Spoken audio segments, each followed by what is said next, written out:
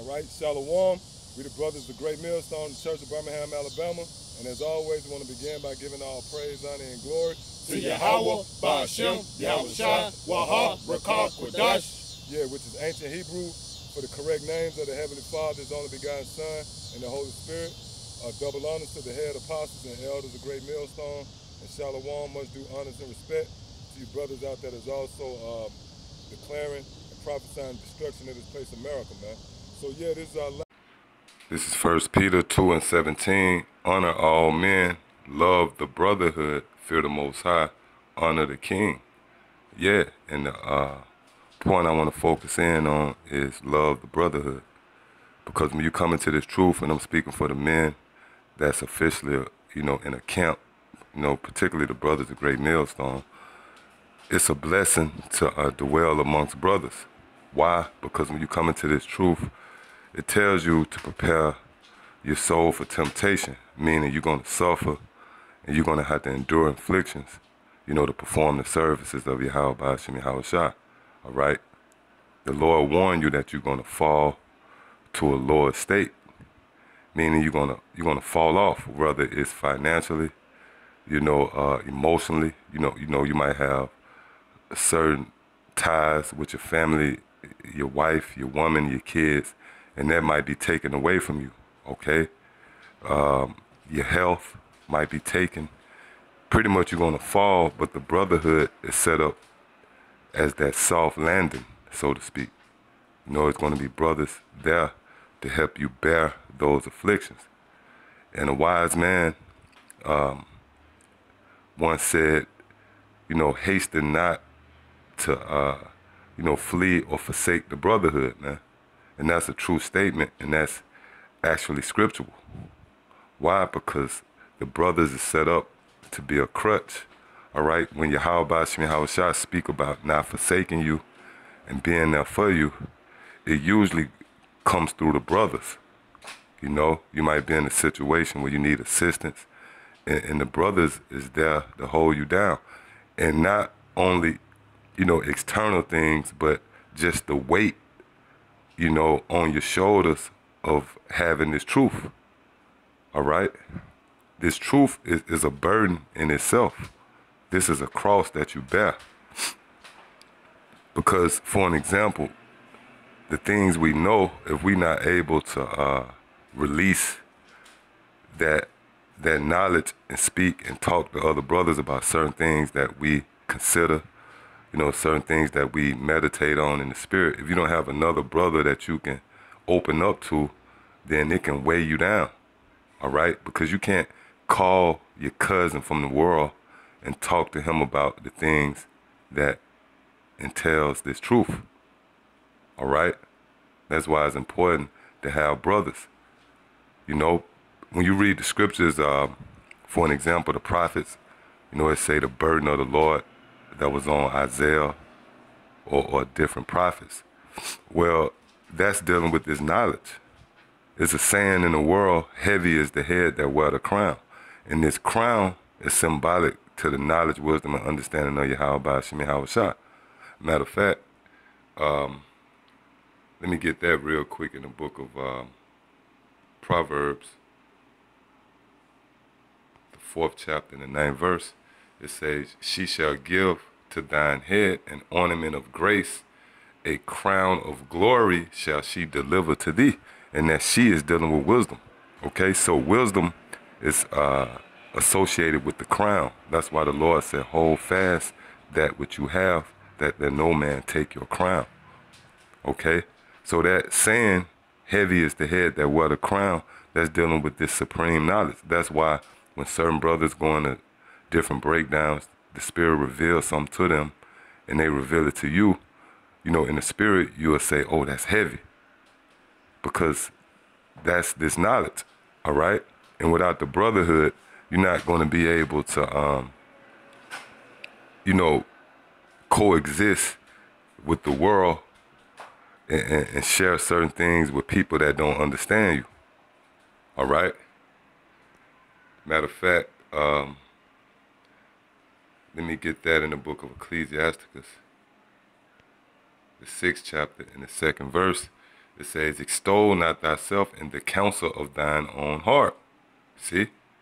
Because when you have this truth and you alone and you not, dwelling amongst brothers, then that can actually eat you up.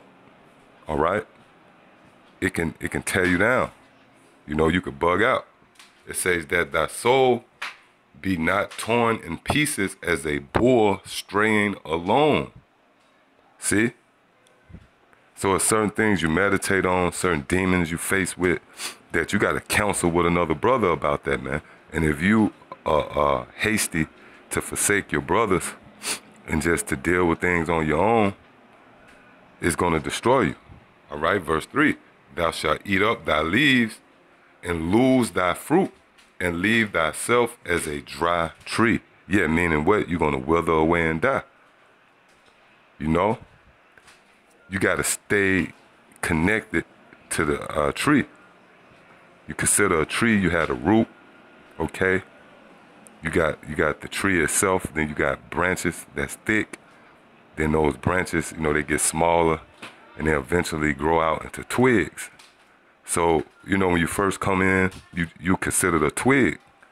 And if you don't stay connected to that branch and you break off, you're going to wither away and die. So it's not wise to forsake the brotherhood.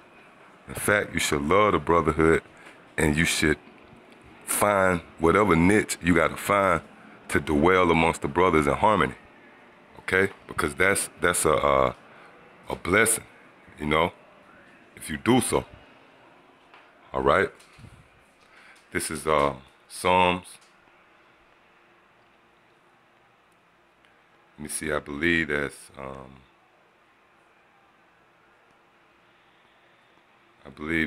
give me a second, Psalms 133. Yep, Psalms 133 and 1, a song of degrees of David. Behold, how good and how pleasant it is for brethren to dwell together in unity. See? So this is a blessing for you to actually have brothers, man. All right? You got brothers that you can, ask questions. You might read a scripture and you don't have the understanding. You can extend out to other brothers and ask them questions and they can relieve you. Okay? You might have certain demons you're dealing with. You can counsel with brothers. All right? Scriptures talk about how there's safety in a multitude of counsel. So this is a blessing. This is the balance that Yahweh Shai gave you, man. You come into this truth, you begin to feel the fire, of being refined. You have certain afflictions you got to deal with, but one of the ways you can endure is by, dealing with brothers. All right. This is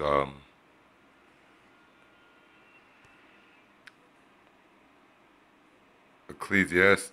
Matter of fact, Ecclesiastes, I believe it's the 4th chapter. Yep, Ecclesiastes 4. And start at verse 8. There is one alone, and there is not a second. Yea, he have neither child nor brother. Yet is there no end of all his labor. Neither is his eye satisfied with riches. Neither saith he, for whom do I labor and bereave my soul of good?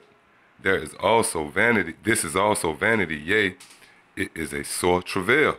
Yeah, because if you could be rich, you can have all the money, everything at your disposal, but if you don't have nobody to leave that inheritance to or anybody to share, those riches with, then it's gonna be sore.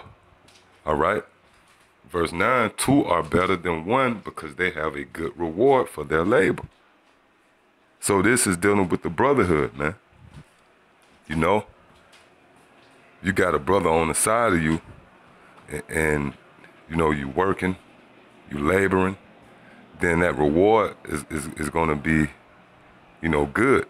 All right. Verse 10, for if they fall, the one will lift up his fellow. Yeah, because you are going to fall. When you come into this truth, you're going to fall. Again, Ecclesiasticus, the 2nd chapter. make not haste when not change to a lower state. Because when you come to serve the Lord, contrary to what these people tell you, they have you think when you serve the Lord, everything is going to go your way. Your family going to be in order. You're going to have money and riches. No, it's the total opposite. You're going to suffer and you're going to fall. But the scriptures say if they fall, the one will lift up his fellow. See? But woe to him that is alone when he falleth, for he have not another to help him up.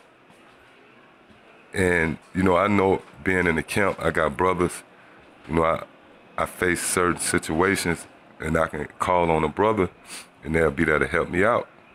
See? Verse 11, again, if two lie together, then they have heat. See, and this is not dealing with two brothers up under a quilt, This is dealing with staying on fire in this truth. Because when you read Revelation, the 3rd chapter, the Lord said he'd rather that we was hot or cold. You got to have fervent love in this truth. You got to be on fire. So when you deal with brothers, it keeps you on fire. If you're talking to a guy in the world, your old friend, you're not going to be talking about the scriptures. Good chance you're going to be talking about sports or women or some things of the world. But when you connected with the brothers, then you're going to be on fire. You're going to be talking about the scriptures, current events. And that'll spark you to do a lesson, It says, again, if two lie together, then they have heat. But how can one be warm alone? See? And if one prevail against him, two shall withstand him. Yeah, and this happened at camp all the time. If you were just out by yourself and somebody, come and try to confound you, you might not be able to withstand that. But if you at camp, the spirit have it where it's set up. You might have a brother in the camp that's well versed in history. Now you might have a brother that's knowledgeable in herbs, knowledgeable in prophecies. So if it's something that you can't answer, a brother, emerge out of the shadows and he'll deal with it. So that's the beauty of having a camp and being amongst brothers. It says, and if one prevail against him, two shall withstand him, and a threefold cord is not quickly broken. See? And to simplify it, if you got three guys back to back, they can fight off a whole house of guys, man. You see? So it's beautiful to dwell amongst brothers. And it's actually a method to Yahweh setting up camps and setting up brothers to dwell amongst, all right? So it's important to love the brotherhood, respect the brotherhood, and be not hasty to, flee or take yourself away from the brotherhood, because there's not going to be any safety in that, all right? So I just wanted to go into that. Lord willing, it was edifying. Till the next time I say shalom.